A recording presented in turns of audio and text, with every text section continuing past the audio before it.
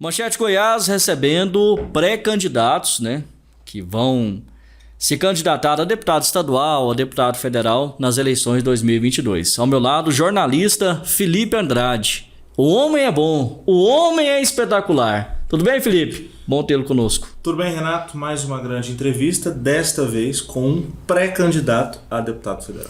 Deputado federal, Anápolis hoje. Você sabe quem é o deputado federal que representa Anápolis hoje? O que ele fez nos últimos 4, 8, 12, 16 anos? Por aí vai.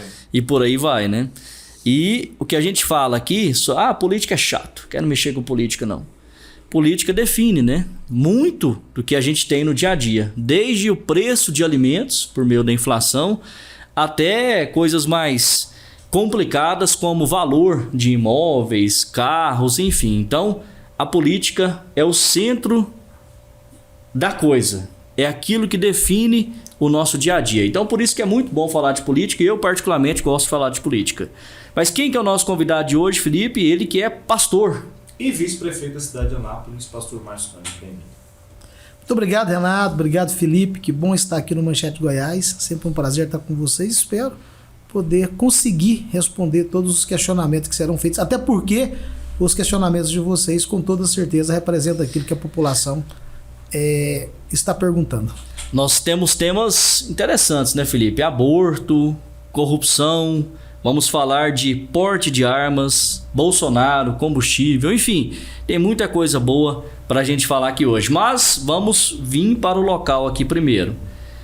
Prefeito Roberto Naves e Márcio Cândido estão juntos há 6 anos agora, né? 5 anos e meio, né? 5 anos e meio. Roberto Naves tem a fama de ser antipático. Não digo que seja. Tem a fama de ser antipático. Não gosta muito de gente.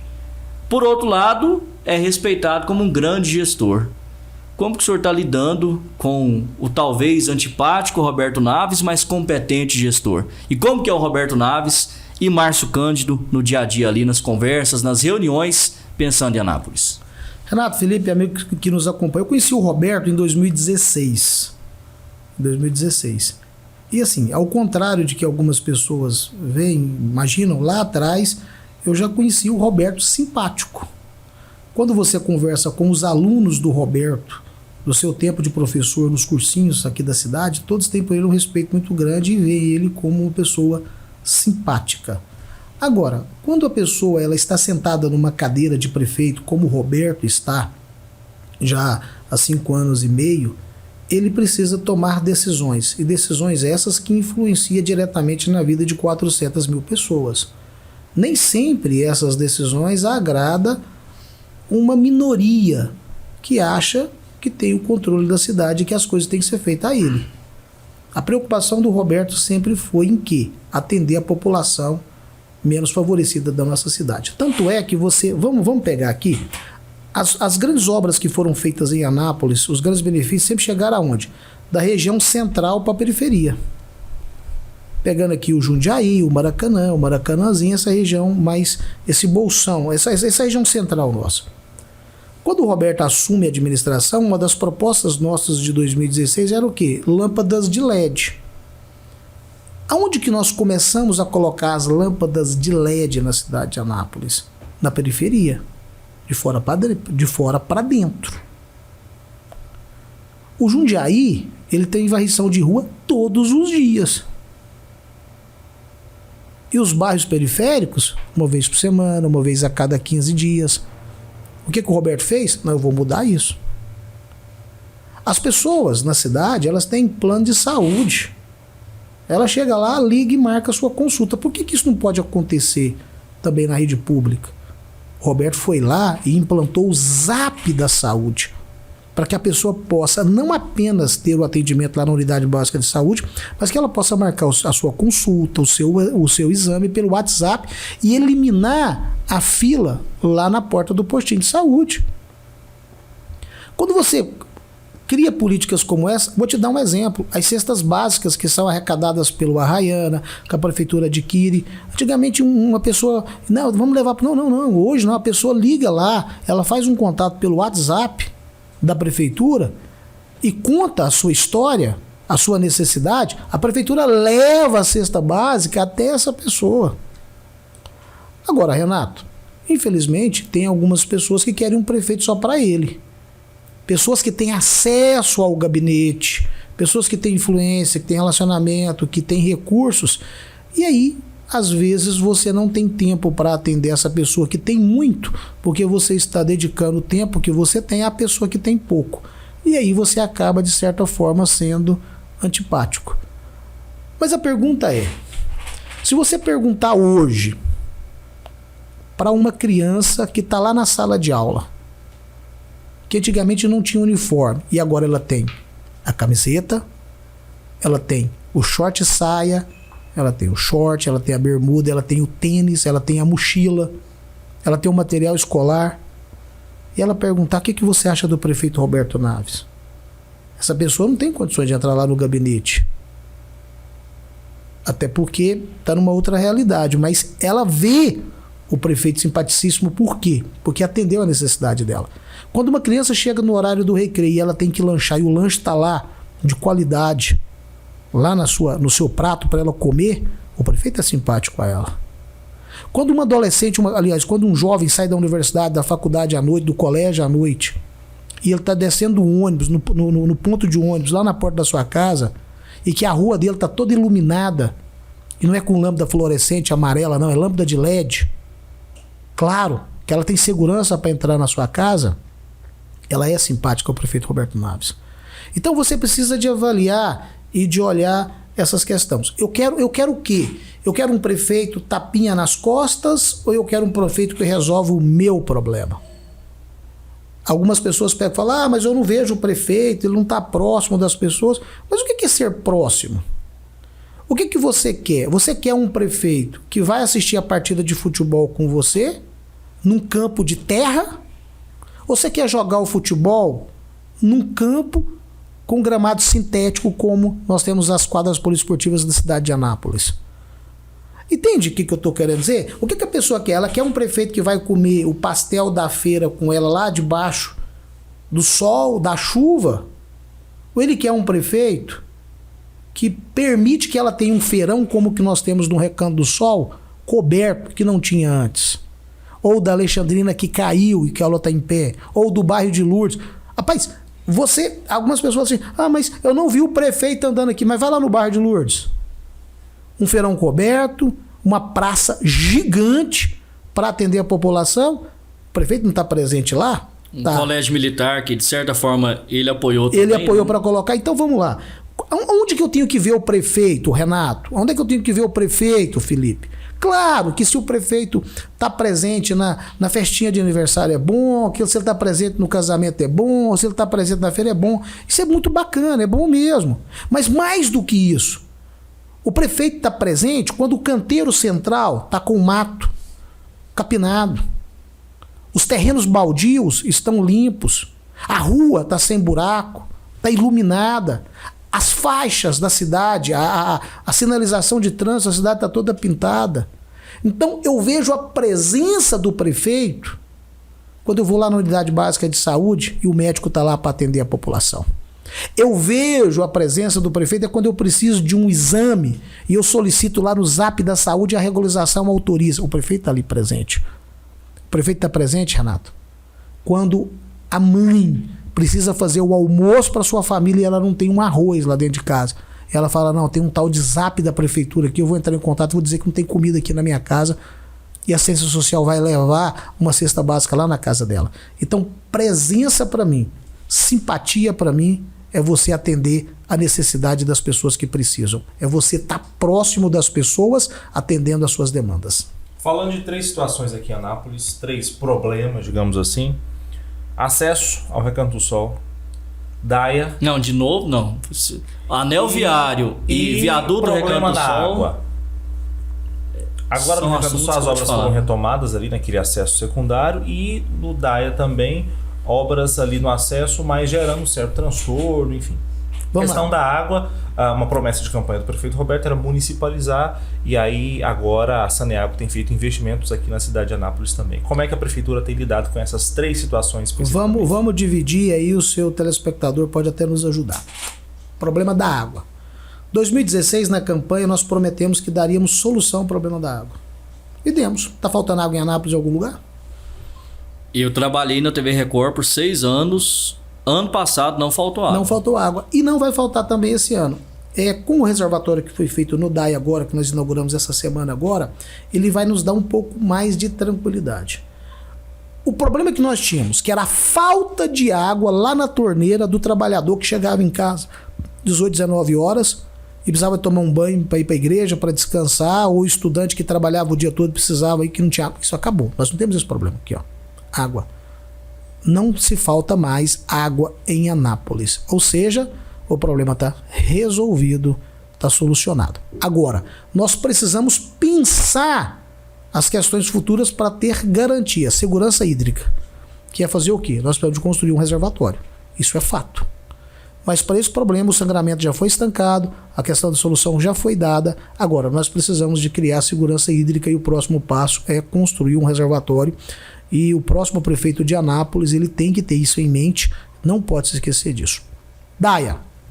O DAIA, ele é um órgão do estado de Goiás, que é administrado pela Codego, e nós propomos ao governador Ronaldo Caiado, estamos aguardando uma resposta disso, para que o DAIA, que o serviço de manutenção do DAIA, que é tapa-buraco, iluminação, roçagem, seja transferido para a Prefeitura de Anápolis. Até porque as empresas que estão no DAIA pagam IPTU. E de certa forma isso seria responsabilidade dela. Mas como ele é um distrito que é dirigido, que ele é administrado, que ele é de propriedade do governo do estado de Goiás, nós só podemos fazer isso através de um convênio. Agora, por outro lado, qual que é a grande dificuldade? Hoje, Felipe, para você ter uma ideia, nós temos hoje uma lista de aproximadamente 100 empresas que querem se instalar em Goiás. E não se instalam por quê? Porque falta área, falta terreno. Como nós somos uma cidade de prestação de serviço, uma cidade de um comércio forte, uma cidade industrial, nós, enquanto prefeito, precisamos de dar também uma solução para isso. E o que nós idealizamos? No primeiro momento, o Politec, que era um distrito para empresas que não de empresas sustentáveis. Nós tivemos alguns pequenos problemas porque a esquerda ela não gosta que as coisas andam, né? Então fica nos travando. E o outro detalhe seria as áreas do DAIA. O prefeito Roberto Naves, numa conversa com o governador Ronaldo Caiado, nós fizemos agora a expansão do DAIA com uma área gigante que vai ter condições de abrigar muitas empresas. Nós tivemos com o governador essa semana agora, conversando lá com o Fião, que é o presidente da Codego, a área já foi destinada, as divisões já foram feitas, o que está aguardando agora é só mesmo uma questão de escrituração das áreas, coisa que a gente resolve aí com 2, 3 meses, isso está resolvido, as empresas já estarão podendo ser instaladas ali. E com detalhe, porque as empresas que foram instaladas no DAIA até agora, faltava para elas o quê? Segurança jurídica, porque elas não tinham as escrituras dos terrenos. Agora não. A pessoa que vai instalar lá vai ter segurança jurídica, vai ter escritura, vai ter tudo para que ele possa instalar a sua empresa e nós fazermos e continuar dando a situação para a cidade de Anápolis, para que ela possa continuar gerando emprego e gerando riquezas. Questão da água, questão do DAIA. E qual foi o terceiro ponto? Recanto do Sol. Só o detalhe do DAIA, Anápolis tem condição de ser o centro logístico do país. E não é utopia, né? Não é um apaixonado pela cidade falando. Não é utopia. Mas, vice-prefeito... Sim, inclusive sim. Assim, a ideia é bater papo mesmo, né? Esse aeroporto de Carcas, isso é brincadeira. Eu era repórter de rádio há 10 anos atrás, esse povo estava mexendo com isso, não funciona. Anel viário não funciona, tá mexendo e tal, mas não funciona. E ferrovia, a ferrovia também, que eu tenho informação pelo menos, a ferrovia Norte-Sul, assim, tá indo, Renato, tá licitação, Renato, mas... a nação, o Brasil, ele é dividido em 3 situações, em 3 partes. Você tem o governo federal, o governo estadual e o governo municipal. Os entes federados têm responsabilidades distintas uma da outra. Aquilo que é responsabilidade do município de Anápolis, do prefeito Roberto Naves, nós fizemos. Aquilo que é responsabilidade do governo do estado e do governo federal, nós estamos cobrando. Anel viário, o prefeito tem conversado com o governador Ronaldo Caiado e eles alegam que as obras não foram concluídas porque há vícios nas licitações, irregularidades, que eles precisam de corrigir para poder fazer. Segundo o governador, ele licita essa obra esse mês ainda para poder iniciar a entrega isso para a população ainda esse ano. O aeroporto de cargas, que é uma obra importante para a cidade de Anápolis, ele tem um problema ambiental. Na cabeceira da pista tem uma grande erosão que não foram analisados nos projetos. Segundo o governador, na última fala que nós tivemos agora, ele está buscando uma solução para isso, vai resolver o problema ambiental para poder ajustar e acertar os protocolos necessários para que o aeroporto possa entrar em funcionamento. Mas lembrando que é uma responsabilidade do governo do estado de Goiás, e as cobranças e as conversas que nós temos tido com o governador Ronaldo Caiado, que é da cidade de Anápolis, a equipe está trabalhando para isso e vai nos entregar essa obra o quanto antes, que há um interesse do governador em fazer isso o mais rápido possível. Agora, nós não podemos simplesmente fazer as coisas de qualquer maneira como foram feitas no passado. Viaduto do Recanto do Sol. Volto a repetir. A parte que cabe à Prefeitura Municipal de Anápolis já foi feita. Agora, tem determinadas coisas que não dependem de nós. E o que não depende de nós, onde é que eu vou colocar aqui na mesa? Anápolis, ela é cortada. Anápolis tem alguns problemas, Renato, que são problemas da cidade. Nós temos que dar a solução, mas a autoridade não compete a nós. Que são questões que estão ligadas tanto ao Estado quanto ao governo federal. Por exemplo, a Ferrovia Norte-Sul, governo federal. As rodovias que cortam Anápolis, a 060, a 153 e a 414. São rodovias o quê? Federais. Não temos como intervir. O que acontece? Nós precisamos hoje, ô Felipe, de um novo canal de acesso à região norte da cidade de Anápolis, o conhecido Trevo do Recanto do Sol. Ali, do outro lado, nós temos uma população de aproximadamente 100 mil pessoas. E ali eu falo com as pessoas o seguinte, que aquilo ali é muito mais do que logística, é uma questão de segurança nacional. Porque do outro lado tem uma base aérea. Você já imaginou se acontecer uma catástrofe na nação e nós precisarmos de utilizar a pista da base aérea? Você não consegue, a partir das 17 horas, atravessar para o lado de cada cidade. Eu me encontrei com o diretor da Ecovias, que é a empresa que ganhou a concessão para administrar a BR-153, e eles todos vangloriando lá, porque tinham 19 ambulâncias à disposição para um determinado trecho. Eu olhei para ele, fui conversar com ele a respeito do viaduto que nós precisávamos de fazer, que precisava, indagando com ele ali, e ele falou, olha, eu vou fazer, mas tem que obedecer um calendário. Eu falei, deixa eu contar um negócio para o senhor aqui. O senhor não entendeu. O senhor tem 19 ambulâncias para atender esse trecho. Só que se acontecer um acidente entre Jaraguá e Anápolis às 17 horas, corre o risco da pessoa que está dentro da sua ambulância morrer lá no trevo, porque ele não atravessa. E aí, Felipe, eu fico irritado com esta situação. Por quê? Porque nós já fomos atrás de senadores, nós já fomos atrás de deputados federais, nós já falamos com o ministro Tarcísio N vezes, e se você buscar nas minhas redes sociais, eu tenho publicado nas minhas redes sociais um bate-papo e um vídeo gravado com o ministro Tarcísio, que ele daria a solução do problema e não deu até hoje. Agora, presta atenção, a prefeitura quer fazer, tem o dinheiro para fazer, tem um projeto para fazer, só que a NTT, o DENIT e a Ecovias não autoriza.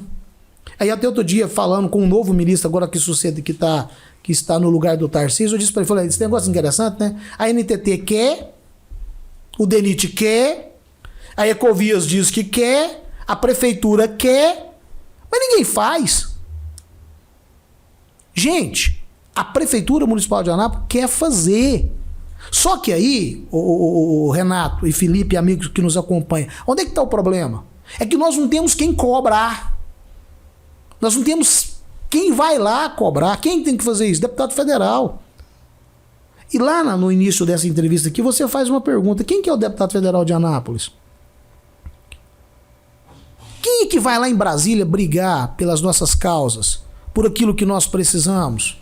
Ora, Renato, para aí. Anápolis tem um deputado federal hoje, Rubens Ottoni, que é do PT. Você que está falando. Que é contra o PT, que é contra o governo do presidente da República. E, assim, difícil conseguir verba, alguma coisa. Não, para aí. Eu vi uma entrevista hoje, vai ajudar o senhor aí. Deputado Major Vitor Hugo. É de Anápolis? Não, nem sei, é de Goiás. Não, aí, né? Você é jornalista. É de Goiás. Olha o que o Major Vitor Hugo falou, vice-prefeito. Você vai ver essa entrevista e vai repercutir. Eu destinei 1 milhão e Agora, quem tem que resolver a situação é o prefeito Roberto Naves com um projeto. Ele falou que ele ligou pro Roberto, tem que fazer o projeto e a parte dele foi feita. Agora, o Major Vitor Hugo, ele fala que é amigo pessoal do presidente. Peraí, como que não resolve? Peraí, Renato. Vamos ler. Vamos ver esse negócio de detalhe direitinho.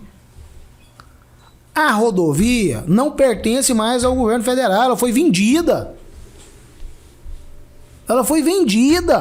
A empresa chama Ecovias, né? A Ecovias diz que vai fazer, mas ela tem um calendário. O que eu tô querendo dizer aqui para vocês é o seguinte: se não tem vontade política para fazer, as coisas não acontecem. Agora, essas 100 mil pessoas que estão do outro lado de lá, e aí eu me incluo nelas, porque eu moro no Parque dos Pirineus. Eu moro lá na PP7, quadra 10, lote 41 do Parque dos Pirineus. Eu atravesso aquele trevo todo dia, no mínimo 4 vezes. Eu passo no trevo de manhã, eu passo no trevo no horário do almoço, eu passo nele à tarde quando eu venho para casa, e depois quando eu vou em casa e tenho que ir para a igreja. A minha igreja está do outro lado de lá. Para as pessoas que não sabem, o prefeito Roberto Naves também mora do outro lado de lá. Ele mora numa chácara do outro lado do trevo. Nós sabemos o que a população ali está passando. Nós queremos resolver o problema. Agora, quando você vai para a esfera federal, as coisas complicam. Por isso que eu volto a repetir. Nós, anapolinos, estamos sem representação federal. Isso não é de hoje, né? O que nós temos? Nós temos pessoas que vêm aqui nos ajudar. Ora, Felipe, você é meu amigo, conheço você desde bebê. Se você me ligar me pedir um socorro, eu vou te atender na hora. Você é meu amigo, conheço seu pai, conheço sua família, mas eu estou te dando um socorro. Eu não conheço as particularidades lá dentro da sua casa. Quem conhece as particularidades lá é você. Se você é uma cidade do tamanho de Anápolis, com 400 mil habitantes, 280 mil eleitores, qualquer deputado federal que você ligar vai te atender, mas ele vai te dar um socorro, vai te ajudar ali. Nós precisamos de uma pessoa nossa. Uma pessoa, Renato, assim como você disse aí, que você vai lá no chá de panela do menino que vai casar, ele tá lá. Você entra num restaurante para almoçar, ele tá lá. Você vai na missa, ele tá lá. Você vai lá no culto, ele tá lá. Pessoas que você tem acesso. Pessoas que você vê. Aqui, vou dar um exemplo aqui. O Felipe, que tá aqui na minha frente aqui. Eu e Felipe nos encontramos nos últimos 15 dias pelo menos umas 4 vezes. Foi ou não, Felipe? Dá o testemunho aí, vamos falar? Foi na igreja, convivência. Você foi lá na igreja onde eu sou pastor, depois eu fui na sede, depois nós nos encontramos. Por que você me encontrou nesses ambientes? Porque eu moro aqui, porque eu vivo aqui, porque eu tô aqui. Então, é a sua realidade. É a minha realidade. Então você não adianta, Renato, você ter alguém distante, longe, não é isso. Nós precisamos de pessoas que vivem aquilo que nós estamos vivendo. É alguém que mora, alguém que... Aí que está na mão do eleitor. E o que o senhor entende, por que Anápolis só faz um deputado federal já há algum tempo? O senhor entende, assim... Será que as pessoas não entendem a importância? Nós precisamos de ter algumas coisas dentro do cenário. Renato, vamos pensar? Primeira coisa que eu preciso de ter o candidato. Pessoas que se dispõem a isso. Porque você enfrentar uma candidatura, você enfrentar um projeto desse, não é fácil. Você tem uns conflitos pessoais seus. Será que eu vou? Será que eu fico? Será que eu vou encarar isso mesmo? Será que eu estou preparado para estar na rua e alguém gritar com você, ladrão? Só porque você colocou o seu nome para disputar uma eleição, como eu já ouvi, e aí eu parei e fui lá onde é que a pessoa estava. Você me chamou de quê? De ladrão. Falei, por quê? Onde é que eu te roubei? Onde foi que eu te roubei? Aí coloca todo mundo de um... Mas não é assim, ué. Eu te roubei aonde? Só. Para com isso. Não, tu me pede perdão. Outro dia eu tava vou até falar o nome aqui, fazer publicidade, depois vocês vão lá e buscam o anúncio lá, Casa da Panqueca. Tô lá conversando com um amigo, um pessoal lá e tal. Um bate-papo, eu e mais 2 pessoas, éramos 3. Chegou uma senhora e ficou escutando a nossa conversa de longe. Passou um pouquinho, ela aproximou. De repente ela chegou na roda e falou assim pra mim, eu não acredito no senhor. Falei, primeiro, quem é a senhora? Porque nós estamos aqui batendo um papo. A senhora chega na minha conversa e pergunta fala que não acredita em mim. Eu sou a fulana de tal. Falei, bom, e agora por que a senhora não acredita em mim? Porque você é político. Falei, só por isso?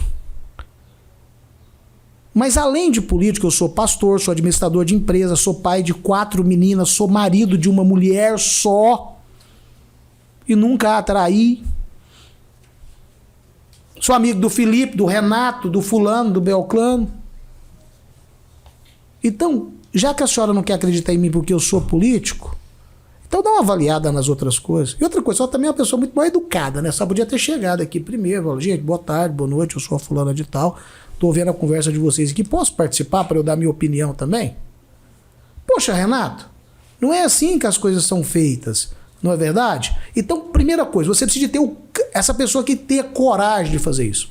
Segundo, essa pessoa que está se dispondo, ela tem que ter qualificação para isso. Ela tem que estar preparada intelectualmente, emocionalmente,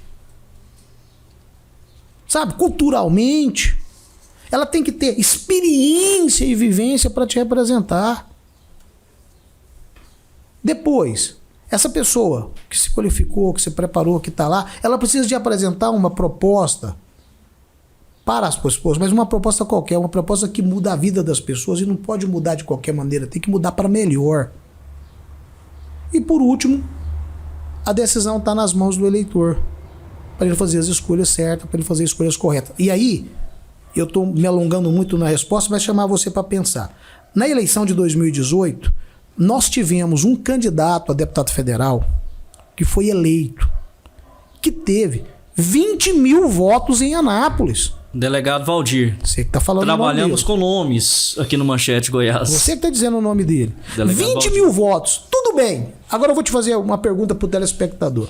Com todo respeito a ele, que eu não estou aqui para falar mal de A, B ou C. Alguém acreditou nele aqui na cidade e teve esses votos. Deixa eu perguntar. O que ele trouxe para Anápolis no seu mandato? De repente alguém pode até falar, não, ele trouxe... A emenda tal, fez alguma coisa. Trouxe uma lixeirinha lá, né? Eu não tenho esse conhecimento, não sei. Agora deixa eu te falar, nós tivemos outros candidatos a deputado federal aqui da cidade. Eu vou até citar esses dois nomes porque eles não foram eleitos, que foi o Samuel Santos e o Valeriano. Se o Valeriano e o Samuel Santos tivessem recebido 10 mil votos, cada um dos dois, desses 20 mil que foi para esse outro candidato, eles eram deputados federais. Então, o eleitor da nossa cidade, ele precisa pensar, de certa forma, em quem que é esse nome da cidade para que ele vai depositar o seu voto para que depois os benefícios possam chegar. E aí, o Felipe e Renato, eu também não culpo o eleitor por isso. Por que ele escolheu um candidato de fora de Anápolis? Porque, de repente, os que estão aqui na cidade não têm condições de representá-lo. Entende? Eu tenho me preparado muito, é uma preocupação que eu tenho. Entrei para a política em 2016, junto com o Roberto, tivemos 2 eleições com resultados positivos, mas eu tenho cada dia mais. Estou lendo, estudando, conversando com as pessoas.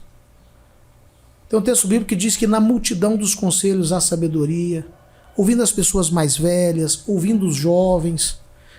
Tem dia que eu paro para conversar com uma criança de 7, 8 anos, para saber o que ele está querendo, mas eu converso lá com um adolescente de 14, 15, eu converso com um jovem preparado como é o Felipe para saber o que eles estão pensando, o que estão precisando, mas eu paro para conversar com a dona de casa, eu paro para conversar com o carroceiro, com o jornaleiro lá, o carinha da banca de revistas. Você quer um pouco para saber dos problemas da cidade mais do que quem trabalha numa banca de revistas? Então, para quê? Para que você possa entender e compreender o que está na mente das pessoas, quais são as demandas, quais são as necessidades da população. E a partir daí, você é preparado, sabendo o que é. Colocando esse nome à disposição, a população vem entender que você pode representá-la e nós vamos eliminar essa lacuna que tem da ausência de uma representação em Brasília. Nós vamos para alguns assuntos polêmicos, vamos dizer assim. Só um ponto da Ecovias. A gente sabe que teve uma licitação, um processo legal, a empresa ganhou, tem a concessão para fazer a gestão do trecho da rodovia. Se nós temos um deputado federal com influência, um deputado que tem acesso, né, ao ministro, ao presidente da República, poderia ter colocado como condição, vai assumir a concessão, mas em 5 anos, supondo, tem que fazer de imediato. Tem que fazer a entrada do Promissão. Eu vou aproveitar aqui e o Recanto do Sol. Eu vou aproveitar então aqui a grande audiência do programa Manchete Goiás, na presença do Renato e do Felipe. Ecovias, autoriza a prefeitura de Anápolis que nós fazemos o viaduto. É um desafio, né? Vamos ver se a Ecovias ouve. Qual o prazo? Foi 20 quantos anos lá no Promissão que eles pediram? 24 anos. Não me lembro a data. Só para quem não tá situando. Mas só pra você ver, o problema é que nós temos ali do... Aqui, vamos lá no Promissão? Sim. Vamos lá no Promissão? Promissão é ali, o último bairro ali. O último bairro. Você tem ali o Santos Dumont, o Promissão, aquela turma aí. Vamos lá. Antes da gestão Roberto Naves, Promissão tinha asfalto? Não, fizemos. Asfalto, meio-fio e calçada. Vamos entregar agora para o Promissão uma unidade básica de saúde. A primeira-dama Vivian Naves está trabalhando junto com o prefeito constantemente para ter um projeto social numa área pública que tem lá para atender crianças e adolescentes. E isso tem sido assim, a Vivian ela acorda e dorme pensando nesse projeto social do Promissão. Lâmpadas de LED no Promissão. Agora, o prefeito, nós temos cobrado muito do governador Ronaldo Caiado para entregar, para sanear, concluir a construção da rede de água lá também no Promissão. Melhoramos a questão dos ônibus. Agora o Promissão tem um problema. A entrada do Promissão. Mas por que não resolve o problema? Porque a rodovia é federal, a Ecovias não autoriza, nós estamos brigando. Mas vocês não estão brigando, já brigou, bateu na mesa, já falou. Mas cadê o deputado federal nosso para fazer isso?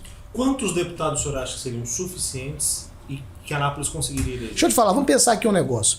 280 mil, vamos colocar 210 mil votos válidos. Dividir isso para 3. Eu vou chegar em 70 mil votos, certo?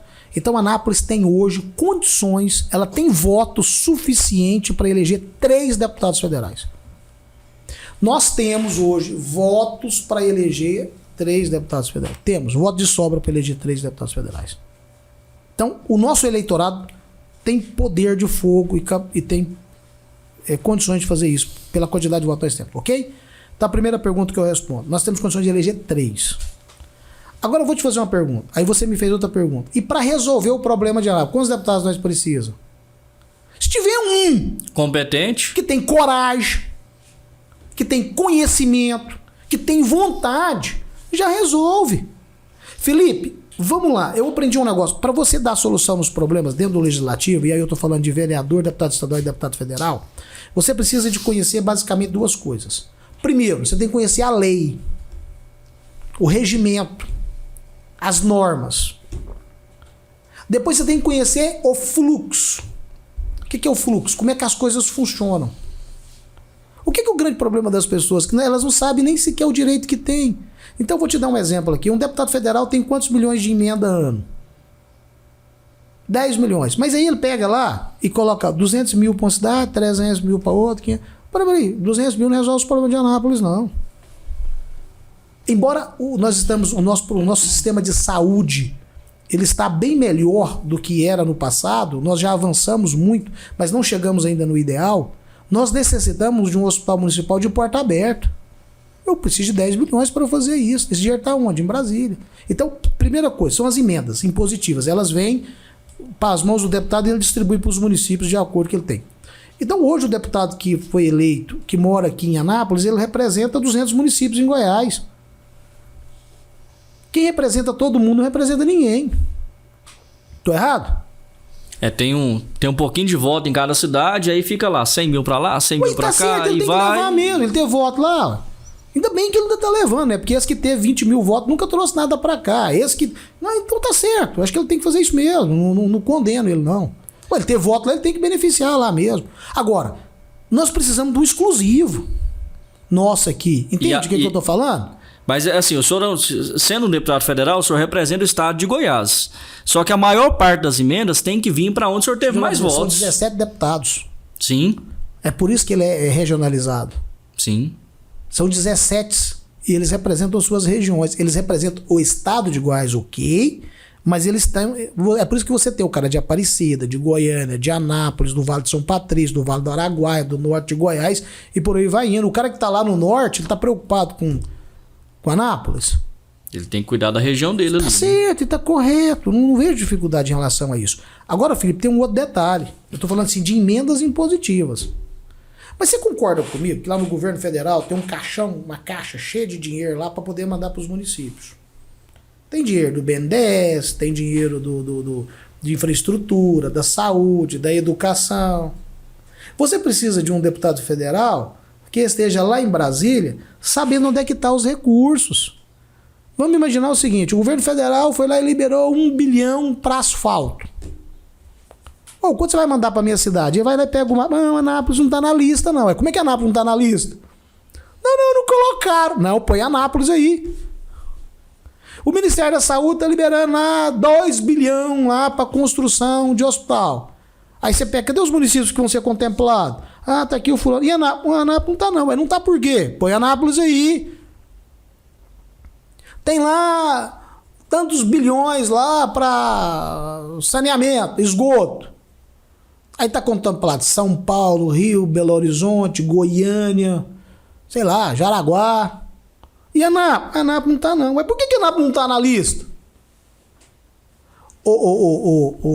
Meu brother, eu era diretor da Rádio Imprensa e nós tínhamos achei interessante esse negócio.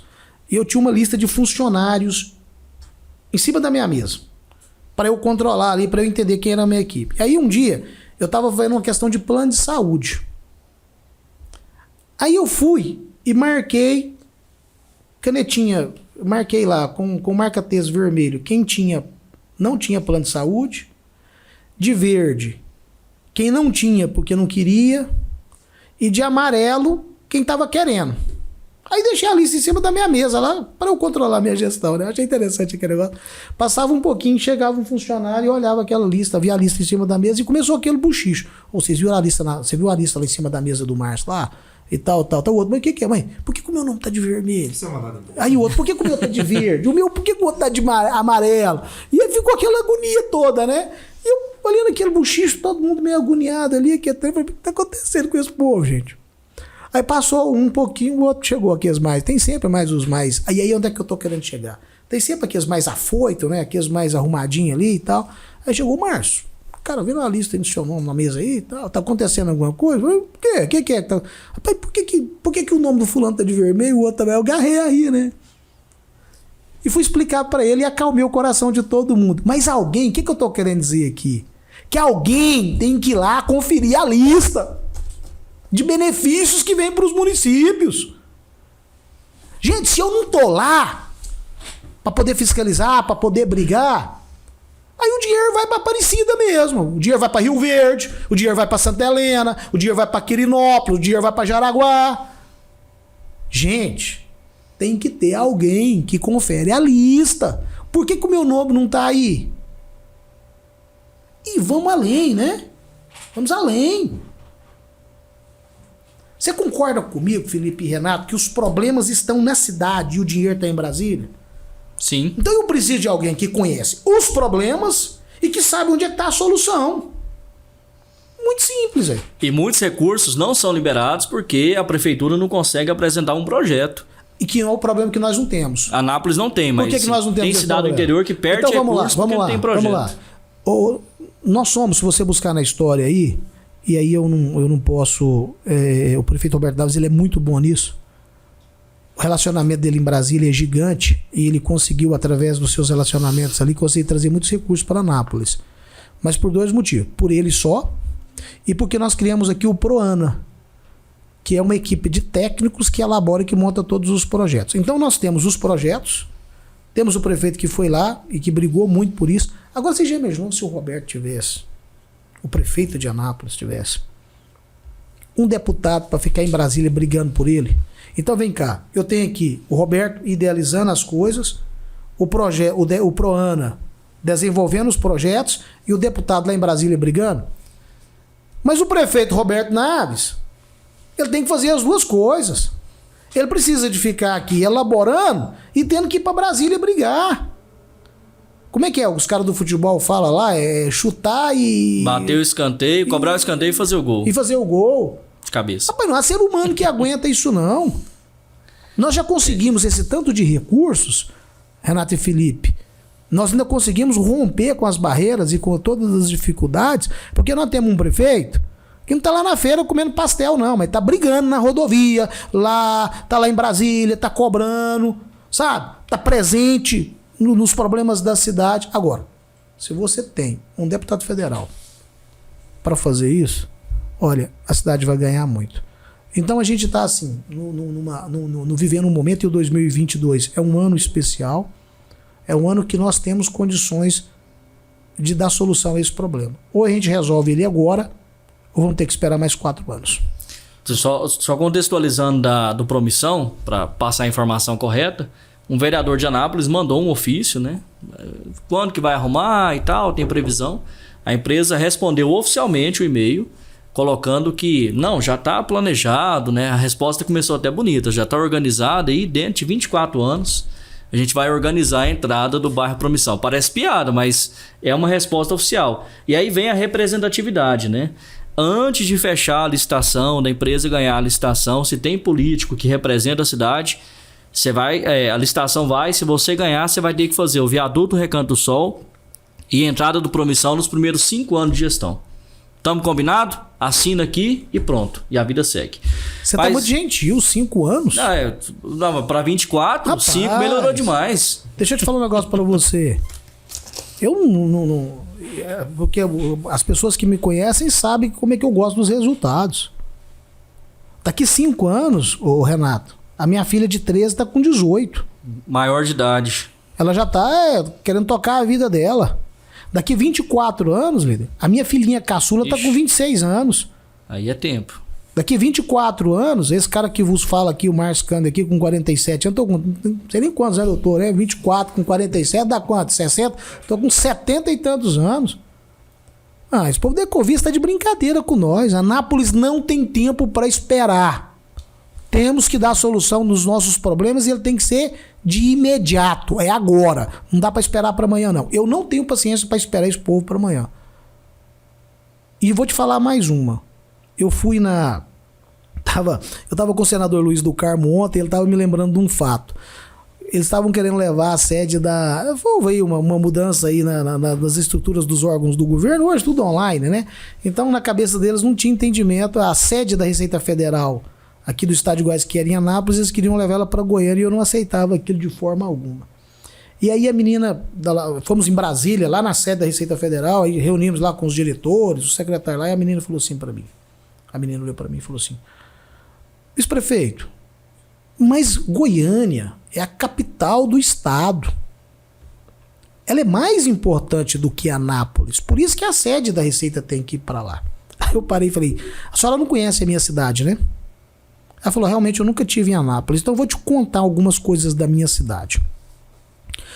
A cidade de Anápolis, ela está no meio entre Goiânia, Anápolis e Brasília. Esse trecho, Goiânia, Anápolis, Brasília, Brasília, Anápolis, Goiânia, é o segundo trecho mais movimentado do Brasil. Nós perdemos apenas para o eixo Rio-São Paulo. E quem faz a ponte de ligação desse eixo é a minha cidade de Anápolis. Deixa eu contar uma outra coisa para a senhora que a senhora talvez não tenha conhecimento, que a senhora, como gestora da Receita Federal, precisa saber. Na minha cidade, tem vários laboratórios farmacêuticos. Nós temos a maior plataforma farmacêutica da América Latina. O maior polo farmacêutico da América Latina está na nossa cidade de Anápolis. Esse polo farmoquímico, ele importa insumos, exporta medicamento, transações federais. A senhora sabia que o único porto que tem na região centro-oeste está na minha cidade, de Anápolis, que desembaraça mercadorias vindas de todas as partes do mundo e que tem relacionamento federal? A senhora sabia que a única base aérea, uma das mais importantes que nós temos nas Américas, está lá na nossa cidade de Anápolis? Que nós somos cortados por 4 rodovias federais. Agora, se Goiânia tiver Porto Seco, se Goiânia tiver um polo farmoquímico, se Goiânia é cortada por essas rodovias, ela pode até ser mais importante no sentido de ser a capital. Mas em termos de atendimento à população, o melhor lugar para a Receita Federal permanecer e ficar é na cidade de Anápolis. Porque nós temos essa estrutura. Para aí, uma das maiores montadoras de carro do Brasil, tá onde? Em Anápolis. Para aí, Renato, a cidade de Anápolis, hoje ela tem problemas de estado. É um município que, se você for avaliar, a cidade de Anápolis hoje, Felipe, ela é economicamente, populacionalmente, talvez em população não, mas economicamente nós somos bem mais importantes e movimentando muito mais riquezas e recursos que várias capitais do Brasil. Várias capitais do Brasil. Você quer ver? Nós somos sede, gente, para uma cidade de 400 mil habitantes. Nós somos sede de 2 universidades. Onde é que está a sede da Universidade do Estado de Goiás? Onde é que está a sede da Universidade Evangélica de Goiás? O Senai de Anápolis é mais antigo. É o mais antigo Senai do Estado de Goiás. Para aí, gente. Uma cidade com essa estrutura, com essa envergadura, uma cidade com essa responsabilidade. Nós temos um público flutuante em Anápolis hoje, Renato, de aproximadamente 40 mil estudantes. Gente que veio das várias partes do Brasil e de Goiás, do norte, do sul. Olha aqui, o camarada sai para lá da casa dele para vir estudar em Anápolis. Para aí. A responsabilidade socioeconômica desta cidade para com o estado de Goiás é gigante. E aí você peca, você sofre por não ter representação federal. Vice-prefeito, a gente falando de representação federal e além dos projetos e da atuação, alguns temas vão ser pauta das eleições de 2022. As pessoas vão votar não só pelo projeto, mas por aquilo que o candidato acredita. E aí, claro, a gente queria entrar um pouquinho também nesse tema, nesse assunto, porque a gente tem uma série de temas que nas últimas semanas ganharam a mídia e provavelmente vão ganhar pauta nos debates eleitorais de 2022. Em relação ao aborto, o que o pastor Márcio Cândido fala em relação ao aborto, considerando inclusive 2 polêmicas recentes, né? A Suprema Corte dos Estados Unidos derrubar a decisão de 50 anos atrás que permitiu o aborto e o caso daquela menina de 11 anos em Santa Catarina. O que o senhor pensa a respeito? Aborto, sou contra. Sempre fui e continuo sendo contra. Eu entendo que a vida, Felipe, ela é a partir da concepção. O óvulo cruzou o espermatozoide, tem uma vida. Se tem uma vida, tem uma alma. Se tem uma alma, tem um espírito. Se tem um espírito, tem um corpo. Se tem corpo, tem direito. Absolutamente contra. Em qualquer circunstância. É claro que existem algumas situações que precisam ser avaliadas, mas aí é feita no âmbito da medicina. A questão do risco da mãe, né, e aquelas situações todas que precisam ser avaliadas, mas quem vai definir isso é a medicina. E isso nós temos pessoas competentes e preparadas, e a legislação brasileira ela já contempla esses casos. O que o senhor fala para os defensores desse tema, por exemplo, que veem no aborto liberdade e a questão de saúde da mulher? Eu vou explicar para você onde é que está isso. Tudo você tem que analisar de onde vêm as coisas. Quem é que promove, quem é que está promovendo a legalização do aborto, a erotização de crianças? Vamos lá. Quem está promovendo a liberação do aborto, quem está promovendo a legalização do aborto, a erotização de crianças, que está promovendo as facilidades do divórcio? Só tem uma pessoa por trás disso: o pedófilo. O pedófilo. Ele quer com que ele possa utilizar-se do corpo de uma criança para ter prazer sexual e ninguém cobrar isso dele, porque a criança tem a sua escolha. Ele quer poder engravidar uma adolescente e depois simplesmente chegar para ela e falar: não, tira o bebê.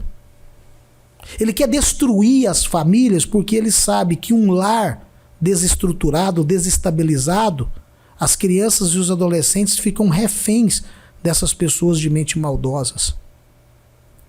Esse povo tem uma mente diabólica. Esse caso dessa menina de 11 anos que foi autorizada pela justiça a praticar e fazer um aborto. Alguém fala mais no assunto? Eu vou te fazer uma pergunta para você. Tem alguém preocupado com o psicológico dessa menina? Com os traumas que ela está vivendo e que ela está sofrendo e que ela vai ter que conviver de agora para frente? Eu te faço uma outra pergunta. Alguém falou no tema, no assunto, de quem foi que engravidou essa menina? Ninguém sabe quem engravidou ela. Não sabe se é um adolescente, se é um estuprador, se é um membro da família. Nesse caso específico, estupro, né? Nesse caso, isso foi um estupro. Mas por quem? Felipe, nós precisamos de preocupar mais com o ser humano.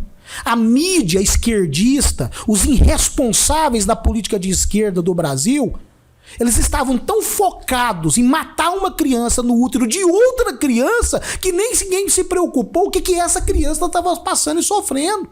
Tanto é que depois que mataram o bebê que estava no útero dessa menina de 11 anos, ninguém mais falou no assunto. Será que tem alguém lá, um psicólogo, cuidando dela? Eu não sei se tem. Ora, essa mídia esquerdista, essa política de esquerda que é contra a vida, que quer o assassinato de indefesos que está no útero da mãe ainda, nós não podemos permitir isso. Você sabe por quê? Porque começam matando crianças no útero das mães e depois vão matar as crianças que já nasceram. E nós já tivemos. Dentro da história bíblica, por exemplo, nós temos N exemplos de governantes que executaram bebês, que executaram crianças. E você pega na história da humanidade, quantos foram as nações que ofereciam em sacrifício os seus próprios filhos, os seus bebês, lá nos seus rituais religiosos? Porque começa assim. Primeiro diz que o aborto tem que ser legal porque não sei o quê. Daqui a pouco, não, tem que sacrificar o bebê porque nasceu com defeito. Daqui a pouco eles vão chegar e vão falar assim, não, oferece ele em sacrifício lá para quem você quer. Ora, para com isso, gente. A população precisa de estar com os olhos abertos com esses assassinos. Falando, só Sim? Pegando o gancho aqui, falando de religião ainda, como é que o senhor vê o relacionamento política e igreja? Como é que o senhor vê hoje, como deve ser na avaliação do senhor? Vamos lá, o Estado ele é laico, as pessoas não. A igreja ela é uma instituição que está na terra como qualquer uma outra dentro do ponto de vista institucional. As pessoas, ô Felipe, nós precisamos de entender e ver as pessoas. Quem é que faz parte do Estado, da nação? As pessoas. Quem é que participa do culto, da missa? As pessoas. Gente. Então, cada pessoa, ela precisa de estabelecer a sua fé, de fazer o seu culto. Agora, a igreja, enquanto instituição, ela não tem necessidade de participar da política. Estou falando da instituição, do CNPJ. Agora, as pessoas que são igreja, que fazem parte da igreja, elas estão no convívio social. Elas precisam de praça, elas precisam de sinalização nas ruas, ela precisa de saúde, ela precisa de iluminação pública, ela precisa ter direito de prestar o seu culto. Entende? Então, as pessoas, elas precisam de estar envolvidas dentro do processo eleitoral e da política. O que acontece é que às vezes as pessoas ficam muito preocupadas com a igreja. Porque, na verdade, alguns líderes religiosos no Brasil, sejam eles católicos ou evangélicos, ou pessoas de expressões, eles começaram a adquirir e ganhar eleições e participar do processo eleitoral. Tanto é que nós temos hoje uma bancada evangélica no Congresso Nacional poderosíssima. Agora, por que esses religiosos e essas pessoas envolvidas na fé passaram a exercer e disputar cargos eleitorais? Porque elas possuem princípios. Princípios esses que estão sendo violados. Tudo na vida, ô Felipe, é questão de princípio. A comunidade judaico-cristã, e mais de 95% da população brasileira é cristã, ela tem princípios de defesa da vida, princípios que não permitem a corrupção, princípios que determinam que ela precisa ter amor ao próximo. E um governante que não tem amor ao seu próximo não pode ser governante. Ele não consegue enxergar a dor das... O que é amor ao próximo, Felipe? Só eu olhar para você e sentir a dor que você está sentindo, mesmo não estando com ela no meu corpo. Essas pessoas, elas são insensíveis. Para aí, gente. Uma pessoa, um grupo de gente que chuta um livro sagrado como é a Bíblia, ele não tem respeito nem pela fé do outro. Como é que ele vai respeitar as pessoas? Não, gente. Nós precisamos de entender e compreender como é que são as coisas. Eu tenho uma entrevista, vocês podem procurar ela no YouTube que vocês vão encontrar. Quando o Clodovil mesmo é o costureiro que foi eleito deputado federal. O Clodovil, ele foi eleito deputado federal. Ele é um dos costureiros mais famosos do Brasil. Tinha a sua prática, ele não escondia de ninguém o seu comportamento sexual. E uma repórter perguntou para ele: Clodovil, você agora é deputado federal, vai para Brasília, tá todo mundo esperando como é que você vai se vestir lá. Como é que vai ser suas vestes lá? Você sendo um costureiro famoso e tal, um homossexual assumido. Ele falou: eu vou me vestir como um deputado federal se veste. Terno, gravata. Claro, um terno bem cortado, né? Mas ele não foi para lá vestido... extravagante. Não, ele foi como o cargo exige que seja. Entende o que eu estou querendo dizer? Nós precisamos de mais Clodovios no Brasil, que sabe diferenciar e entender onde é que estão as coisas.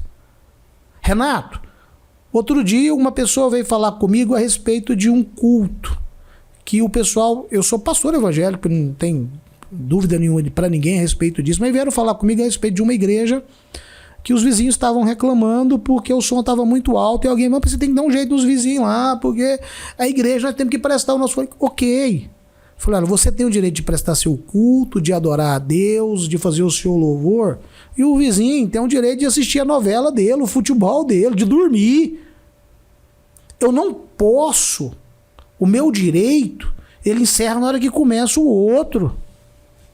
Entende o que eu estou querendo dizer? Agora, o que está acontecendo? Estão criando uma dificuldade na nação em que querem tirar o meu direito de culto. O senhor acha que a liberdade de expressão está sendo ameaçada? Muito. Por uma ditadura de um grupo de pessoas que dizem que quer a liberdade, mas no universo dele. Existe hoje um grupo de pessoas que estão estabelecendo, que estão tirando o direito delas para que ela possa interromper os outros. O direito de expressão de liberdade no Brasil... ela está correndo grande risco, Felipe. Para aí. É só um grupo que pode falar, e se você for em desacordo com aquilo, cancelado, né? Para aí, que ele tenha o direito de defender o que ele acredita, os princípios dele, mas que eu tenho o meu também. Ora, você quer ver um negócio? Um negócio que é ameaçado no Brasil, a confessionalidade. Como assim, Márcio? Vamos pegar aqui um exemplo. Você tem... Vou pegar escola como exemplo. Escola não é tudo escola? Ensina matemática, português, língua portuguesa, geografia. Ok, vamos lá. Só que aí você tem a escola pública, a escola particular e a filantrópica, que é a confessional. A escola pública, que é mantida pelo município, pelo estado ou pela União. Ok? Lá ela é pública, ela é laica. Lá na escola pública ensina o quê? Português, matemática, geografia, história, sociologia. Lá não é para ensinar ideologia. Só que foram lá e tiraram a Bíblia, a palavra de Deus, lá da escola pública. Mas estão introduzindo a ideologia. Ou então, já que não pode ter a palavra de Deus, que não tenha também ideologia. Quer dizer, a palavra de Deus não pode ter, mas as ideologias pode. Se ela é pública, ela é laica, eu concordo que não se deve ter, então, nada. Mas lá na particular, lá na escola particular, ela vai ensinar português, matemática, do mesmo jeito que a pública. Só que pelo fato dela ser particular, ela pode ter umas coisinhas a mais que a pública não tem. Por exemplo, numa escola pública você tem lá as práticas esportivas, mas por exemplo, eu não tenho conhecimento que tem uma escola pública aí que ensina o menino a jogar tênis. Mas se na particular o cara quer colocar tênis, ele não pode pôr. Agora vamos para confessional. E aí eu vou citar aqui 3 escolas confessionais, 3 modelos de escolas confessionais no Brasil. Você tem a escola confessional católica, você tem várias escolas confessionais espíritas, e várias escolas convencionais evangélicas. Para aí, aqui em Anápolis eu tenho o Centro Educandário Espírita, eu tenho o Colégio São Francisco e o Colégio Couto Magalhães. Mas se o pai não quer que o filho receba a doutrina católica, não põe o filho dele lá, ué. Se ele não quer que o filho dele receba a doutrina evangélica, não coloca o filho dele lá, não quer que ele receba... Entende o que eu estou querendo dizer? Agora, a escola católica, ela tem o direito de ensinar a fé e a confissão católica, assim como a espírita tem, assim como a evangélica tem. Esse direito está sendo ameaçado no Brasil. Por quem? Pela esquerda, irresponsável, inescrupulosa, por uma esquerda que não gosta de Deus, que não quer o bem das pessoas. Ora, nós vamos permitir isso? A fé das pessoas, Felipe, ela é inviolável. O direito de pregar a mensagem que eu acredito ser, ele tem que ser inviolável. Então, para aí. Você é jornalista. Você é livre para poder expressar o seu pensamento, a sua ideia e entrevistar as pessoas. Aí daqui a pouco você vai entrevistar o Márcio. Eu vou te fazer uma entrevista aqui, cara, mas é o seguinte. Isso aqui, esse tema aqui. Se eu te perguntar isso aqui, você caminha por isso aqui. Ora, para aí. Você quer ver um negócio? Conversando agora com... Nós tivemos um seminário nesta quarta-feira agora, e o palestrante lá contou uma história que foi passado por um pastor presbiteriano, que ele disse o seguinte, que o concurso público em um determinado estado para o Ministério Público, na última prova, que é a prova de dissertação, que o cara tem que apresentar as ideias, se ele não defender uma ideia LGBTQI+, ele não passa. Peraí. Eu estou fazendo uma redação para um concurso público. E tem um tema lá. O que você pensa do movimento LGBTQI+. Se eu for a favor, eu passo. Se eu for contra, eu sou reprovado. Peraí, ele está analisando a minha capacidade de desenvolver um texto, a minha capacidade de conhecimento daquela área, ou ele está perguntando se eu sou contra ou se eu sou a favor? Mas para com isso, que ditadura é essa? O direito de liberdade de expressão no Brasil está sendo ameaçado. E eu não concordo, não permito que todos têm o direito de se expressar, que todos têm o direito de comunicar, que todos têm o direito de defender o que pensa e ser respeitado por isso. Porte de armas é um assunto que sempre rende e aí partem para extremos. Qual que é a opinião do senhor vice-prefeito Márcio Cândido sobre a liberação ou não do porte de armas para o cidadão comum? Eu não ando armado, mas não sou contra o porte de armas. E não tenho porte de armas por opção. Na sua visão, vai de cada um? Na minha opinião, ele tem que ser uma escolha do indivíduo. O Estado não pode interferir nisso. Na minha opinião, libera o porte de armas. E como pastor, como é que o senhor vê essa situação? E você, como filho de pastor, com que Pedro cortou a orelha lá de Malco, lá no Jardim do Getsemane? Foi com canivete? E o texto bíblico é claro, né? Foi com uma espada. Uma espada. O problema da arma não é a arma. É quem tá com a arma na mão. O problema do carro não é o carro, é quem tá com o carro dirigindo. na mão. Então vamos pensar aqui, o meu nobre Renato e meu amigo Felipe. Vamos pensar um negócio aqui rapidinho. Dos três aqui, eu já falei que eu não tô armado. Mas uma coisa eu não posso garantir se vocês estão ou não também armados. Mas uma garantia eu tenho certeza absoluta agora. O bandido tá armado. E tá bem armado. Em alguns casos, mais bem armado do que o próprio policial. Para aí, gente. A esquerda quer tirar a arma da mão do cidadão de bem, mas não cria nenhuma política para tirar a arma da mão do bandido.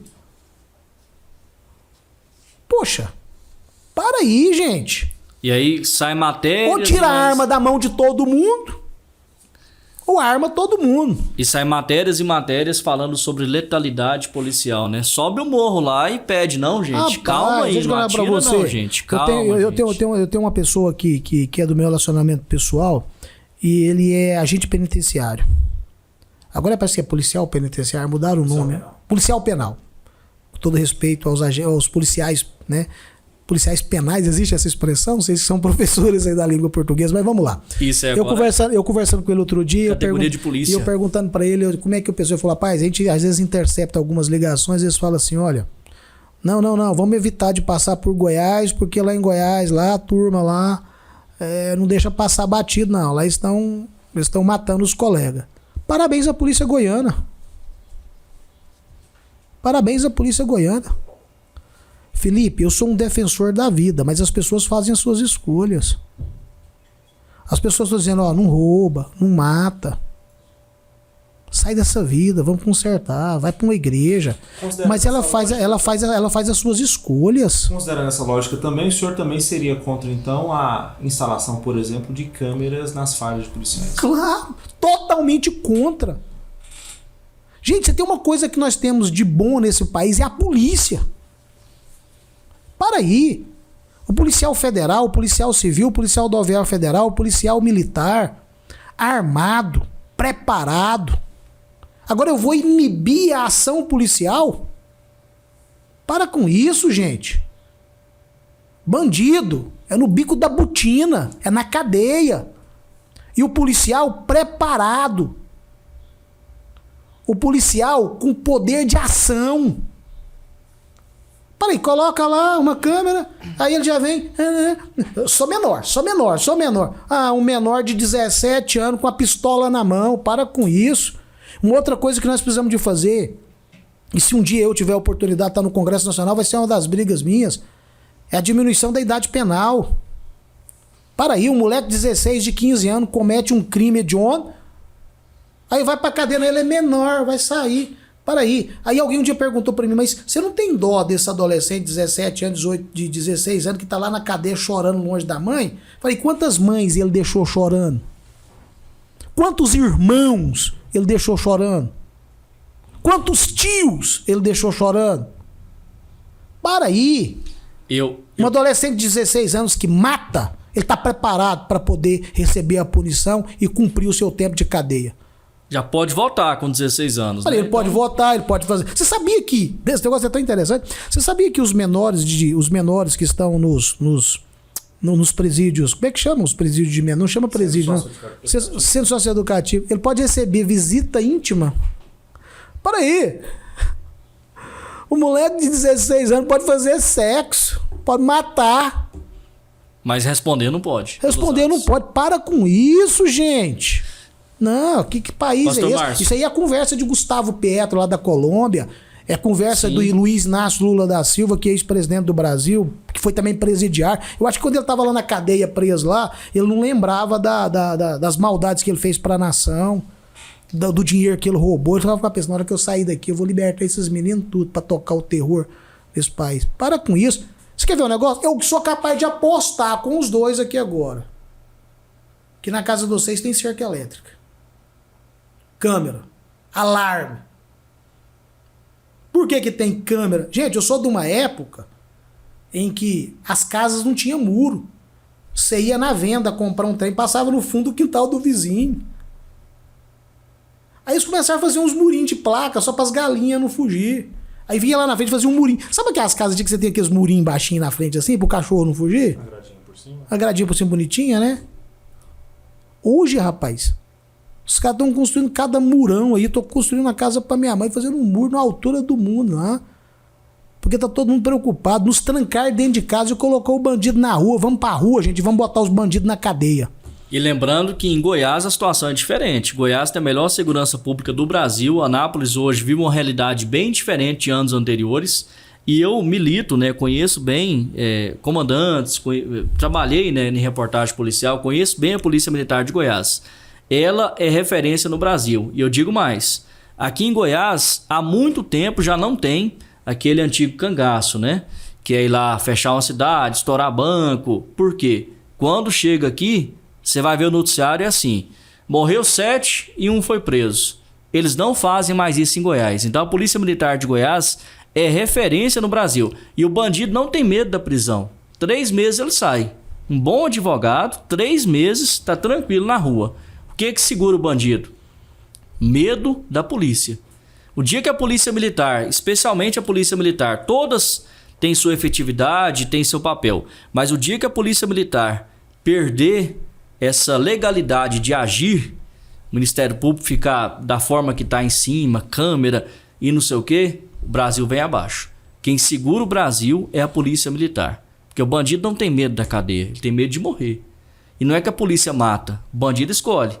Se confrontar, o policial é mais preparado. Ele escolhe ser preso ou morrer. E graças a Deus que nós temos uma baixa letalidade policial. Nós vemos recentemente, né, Felipe, Pastor Márcio, teve um noticiário lá, foi lá no Rio de Janeiro, em Realengo, né, aquele confronto da polícia com, esqueci o Vila Cruzeiro, no Rio de Janeiro. O noticiário assim, morreu tantos bandidos, aí a apresentadora insinuando de um canal grande, falando assim, interessante que nenhum policial morreu, quer dizer, tem que morrer o policial? Então assim, eu acho que a população de bem, que é 95%, mas essa mídia tem de que esquerda, defender a polícia. A mídia de esquerda, Renato e Felipe, essa política de esquerda, ela é isso. Ela quer a morte do policial e que o bandido fique vivo. Não, gente. Quer que iguala, né? Eu Morreu quero tantos, uma polícia mais preparada, eu quero uma polícia atuante, eu quero uma polícia com liberdade de exercer a sua profissão, de botar esses marginais, esses bandidos, esse povo que tira a paz e a vida das pessoas na cadeia. Na cadeia. Governo federal... E tem mais uma, viu? Sim. Pode observar aí, pega as estatísticas aí. A maioria das vezes em que o bandido morreu, e alguns falam que é despreparo policial, não é não. O policial está preparado. Você pode ter certeza que houve confronto. Ali é uma questão de um ou outro. Ou é o bandido ou é o policial. E se eu tiver que escolher, gente, eu já fiz a minha escolha. Eu fico do lado da polícia. A polícia brasileira tem o meu apoio. Seja ela Polícia Federal, Polícia Rodoviária Federal, Polícia Civil, Polícia Militar. O policial nesse país precisa ser ainda muito mais valorizado. Governo Federal e STF. A gente teve inúmeras polêmicas do presidente Jair Bolsonaro com alguns ministros, mas especialmente Alexandre Moraes. Como é que o senhor acompanha isso? Como é que o senhor vê a atuação hoje do STF em relação a até impedir algumas pautas, alguns avanços que o governo federal tenta implantar e sempre é cercado, tem algum tipo de dificuldade? Como que o senhor enxerga isso? Eu acho que o STF ele está fora do seu papel. O STF tem que cumprir a Constituição. Eles são os guardiões da Constituição Federal. O STF tem que cumprir a lei. O problema é que nós estamos com alguns ministros ali que estão querendo governar. Para aí, gente, o presidente da República, a prerrogativa dele indicar os cargos que vão ser para dirigir a nação. Como é que o presidente da República indica um diretor para a Polícia Federal e o ministro fala, não, esse aí não pode não. Aí não pode por quê? Para aí, gente. Isso é prerrogativa do presidente da República. Mas se ele quer ser o presidente da República, candidata, disputa a eleição, ganha as eleições e vai executar do jeito que ele quer ser. O que nós estamos vivendo, esse conflito de interesses, Renato, é que está prejudicando a nação. O executivo faz o papel dele, o legislativo faz o dele, o judiciário faz o dele. Para aí. Vamos pensar aqui um negócio. Onde é que o juiz se manifesta? Onde é que o juiz fala? O juiz nos autos. Nos autos, lá no tribunal. Ele pega a peça, olha, escreve. Aonde você vê uma Corte Suprema, como é o STF, em qualquer parte do mundo, em que eles dão entrevista? Nos Estados Unidos, inclusive, os julgamentos não podem sequer ser televisionados, né? Peraí, os ministros do STF no Brasil viraram popstar. Eles dão entrevista. Peraí, juiz não fala em rádio, televisão, não. O juiz fala nos autos. Eu não sou advogado, mas qualquer um que estiver me ouvindo aqui que for advogado pode me corrigir. Aonde que o juiz manifesta? Nos autos. Não, no Brasil não. Os caras dão entrevista, popstar. Não, minha opinião. O juiz tem que ter opinião, não. O juiz cumpre a lei. Para com isso, gente. Deixa eu te falar, na história, toda a história republicana nossa, nós nunca tivemos uma corte tão arbitrária como nós estamos tendo nessa agora. Para aí, pega os ministros do STF para trás, os homens sensatos, coerentes. A população não sabia nem o nome. É. Muitas vezes não sabia nem o nome de mas estavam quem lá, era. atuando.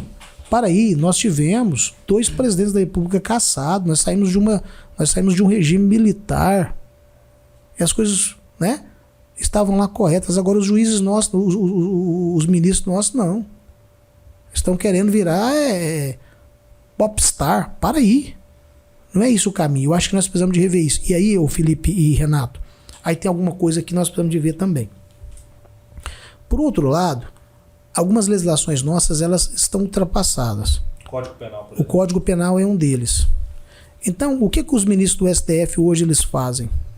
Eles aproveitam o que está dentro da lei, que interessa para eles.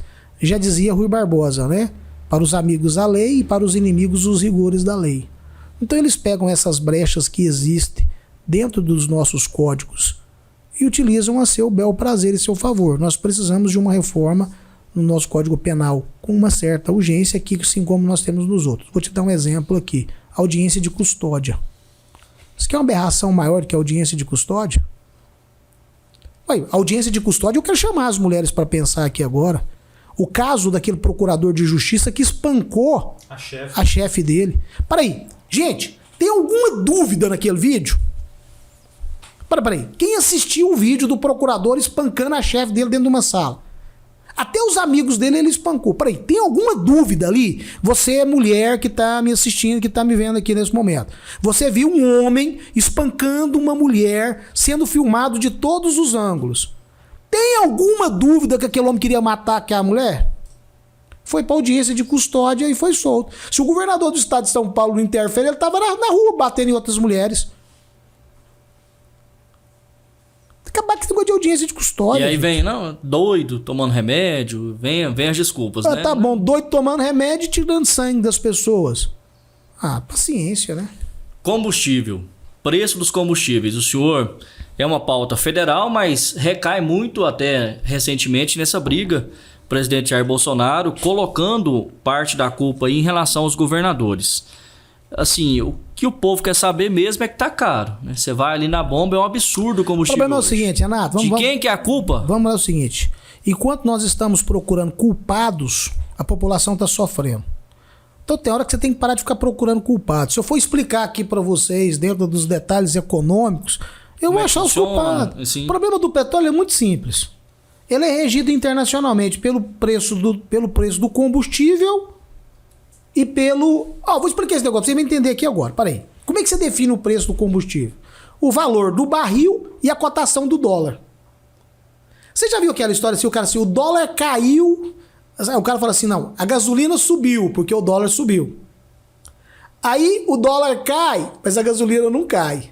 Por quê? Porque uma coisa está atrelada à outra. De forma muito simples. Às vezes, o preço do barril está aqui, certo? E o dólar está aqui. Aí o dólar sobe. A gasolina sobe. Aí o dólar cai. A gasolina continua do mesmo preço. Por quê? Porque o barril subiu. O preço do barril subiu. Então isso é uma questão internacional. Por que o combustível está caro? Muito simples. O dólar subiu e o preço do barril também subiu. E subiu por quê? Porque nós estamos saindo de uma crise sanitária internacional, que nós chamamos de pandemia. O mundo travou, parou e de repente ele volta a funcionar tudo de uma vez. Entramos numa guerra. Então tá aí. Então eu tenho aqui um problema. Recessão, guerra... Ok? Então vamos lá. Eu achei o culpado. O culpado é a pandemia, o culpado é a guerra. O culpado não é o presidente, não é o governador, não é nada disso. O culpado é que nós saímos de uma pandemia, entramos numa guerra e o trem bagunçou. Só que agora eu preciso de uma solução. Qual a solução? Qual que é a solução? E aí só existe um caminho. O Estado, Renato e Felipe, ele é responsável para dar o bem-estar às pessoas. Então, se nesse momento agora o combustível está caro, só tem uma coisa para os governantes fazerem: subsidiar. É simples assim. Ao invés de eu ficar procurando culpado, vamos trazer uma solução. Ué. O problema é o ICMS, corta esse trem. O presidente Bolsonaro já não abriu mão da parte dele. Agora os governadores não querem abrir mão? Mas peraí, alguém tem que abrir mão das coisas aqui. Goiás, inclusive. Né? O governador Ronaldo Caiado fez uma ação agora interessante que vai melhorar muito. Agora, isso aí também você precisa de ter muita responsabilidade e muito cuidado. Como assim, Márcio? A questão da demanda. Vamos pensar aqui. Vamos pensar um negócio? O combustível tá caro, não tá? Alguém parou de andar de carro aí? Você conhece alguém que parou o carro porque o combustível tá caro? Na grande maioria tá tudo tocando. Qual que é a preocupação que a gente precisa de ter? É que mesmo o combustível caro, tá havendo consumo. Se ele baixar o custo e esse consumo aumentar, pode faltar o que tá caro. Hoje o combustível está caro, mas ainda não faltou combustível na bomba. Entende o que eu estou falando? Sim. Ainda não faltou. Então, mesmo ele caro, o consumo também está alto. Você já imaginou se você baixar o valor do combustível e esse consumo aumentar e faltar combustível na bomba? Porque se faltar combustível na bomba, as pessoas que estão me assistindo aqui, de repente ela está pensando o seguinte, que não vai ter como ele ir para o trabalho de carro, não vai ter como ele ir para a igreja em 2 carros. Não, não é isso. Eu estou falando que se faltar combustível na bomba, O Brasil para. vai faltar comida na mesa. Já pensou você levantar cedo e o pãozinho com manteiga não está lá te esperando? Chegou no horário do almoço, o seu bifinho acebolado não está lá? Gordinho igual eu, então, rapaz do céu, sofrimento. Então, nós precisamos de ter, em relação ao combustível, uma política responsável. Não dá para ser com o preço que está, porque você mexe muito na inflação, mas também você tem que ter equilíbrio para que não venha faltar esse produto lá na bomba para atender o brasileiro, para atender as pessoas, que o problema não é só do Brasil, né? É um problema do mundo. Para finalizar, vice-prefeito, o senhor é pré-candidato a deputado federal em 2022, Márcio Cândido em 2024. Vamos viver o 2022, né? Eu acho que cada dia, Felipe, ele tem a sua angústia e a sua tribulação. E eu gosto muito de um versículo bíblico que diz que este é o dia que o Senhor fez. E o maior presente que uma pessoa tem, Felipe, é o presente. E eu vou responder essa pergunta para você citando aqui um princípio de vida. Um princípio de vida. Qual que é o meu princípio de vida? O olhar. Eu preciso estar constantemente olhando para trás, para frente, entendendo aonde eu estou. Para trás, eu olho com o olhar da gratidão. Todos os males que já me fizeram, tudo de ruim que já me fez, eu esqueci. Eu olho para as pessoas e só vejo as coisas boas que ela me fez. No presente, eu vejo com o olhar da dependência. Para trás eu vejo com gratidão, no presente eu vejo com dependência. Eu sou uma pessoa que eu me considero dependente de todo mundo. Eu dependo da minha mulher, eu dependo das minhas filhas, eu dependo dos meus amigos, eu dependo da equipe que trabalha comigo. Eu dependo da igreja onde eu sou pastor, porque para eu pregar lá eu preciso de ter gente me ouvindo. Então, para trás eu vejo com gratidão, o hoje eu vejo com dependência e vivo agora. E o amanhã, Márcio? E aí eu te respondo 2024. Eu vejo com o olhar da esperança. Para mim, o amanhã sempre será melhor do que o hoje, porque sempre vai haver um amanhã. 2022, Márcio Cândido é pré-candidato a deputado federal para defender a nossa cidade, a nossa região, os nossos princípios, aquilo que a comunidade cristã desse país espera de um agente público. E aí, nós damos sequência nos fatos no seu dia após cada dia. Ainda em tempo, Caiado, Mendanha, Vitor Hugo, Marconi Pereira, Marconi e quem mais é sem pré-candidato dúvida, aí? Caiado. Presidente da República. Aí, Sem nenhum tipo de dúvida, Jair Messias Bolsonaro.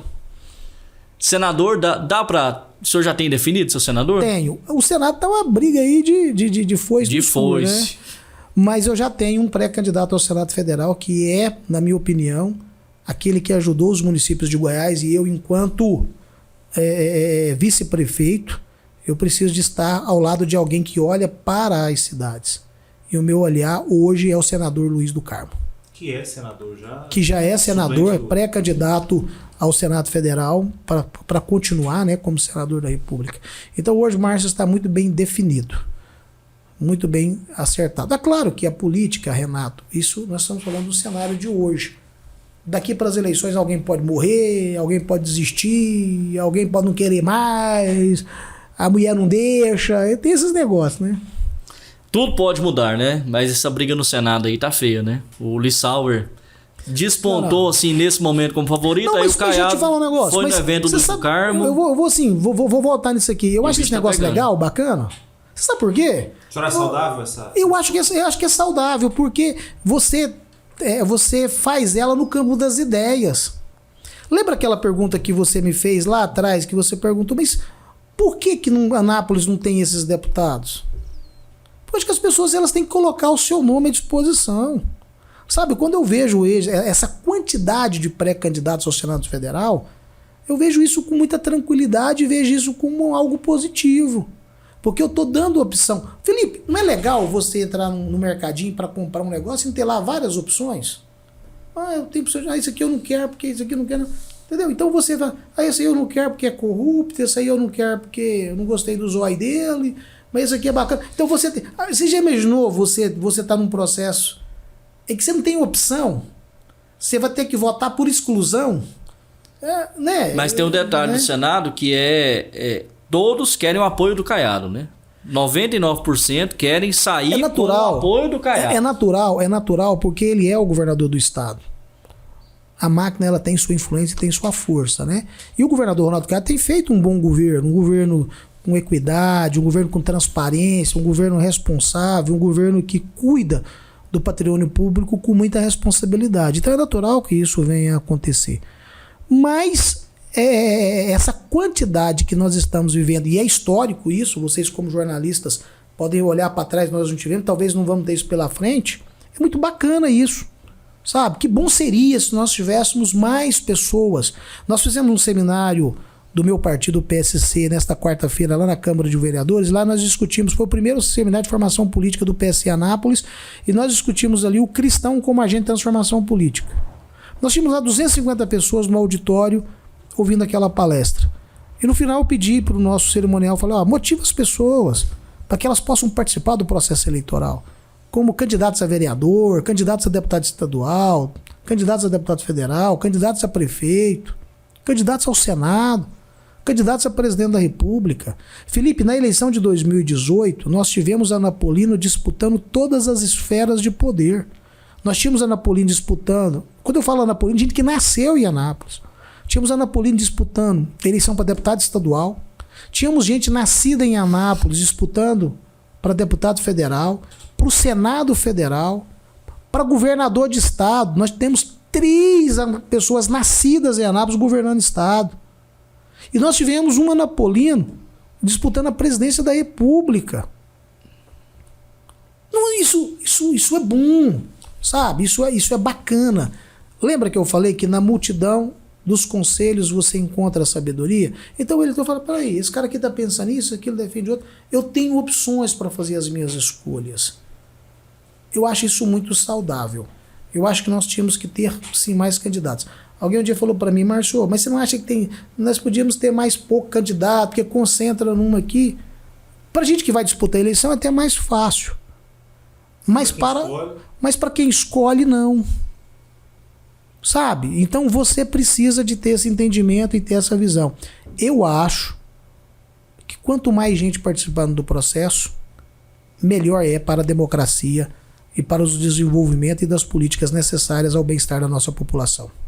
Vice-prefeito de Anápolis, pré-candidato a deputado federal, Márcio Cândido, mais uma vez, nossa gratidão por conversar não com o Renato e com o Felipe, mas especialmente com a população anapolina, com Goiás, falando um pouco dos seus posicionamentos, das suas crenças, daquilo que você acredita como gestor. Obrigado pela participação mais uma vez. E é importante, né? Democrático, essa troca de ideias, de informações, para que a pessoa conheça bem, pense bem a respeito em quem votar para 2022. E lembrando, população anapolina, pelo amor de Deus, votem em candidatos da cidade. Escolhe, mas vote em candidato da cidade, porque depois você pode cobrar, pode exigir uma prestação de contas daquele candidato. Obrigado. Obrigado, Renato. Obrigado, Felipe. E todos os amigos do Manchete Goiás. Sempre que for convocado, faço questão e tenho o prazer de estar aqui com os amigos para poder esclarecer aquilo que a nossa cidade, que o nosso estado, que o nosso povo precisa muito ter conhecimento. Deixa o like, se inscreve, comenta e segue Manchete Goiás, o seu canal de notícias. Um abraço, Felipe. Um abraço, Renato. Obrigado. Obrigado a todos vocês que nos acompanham.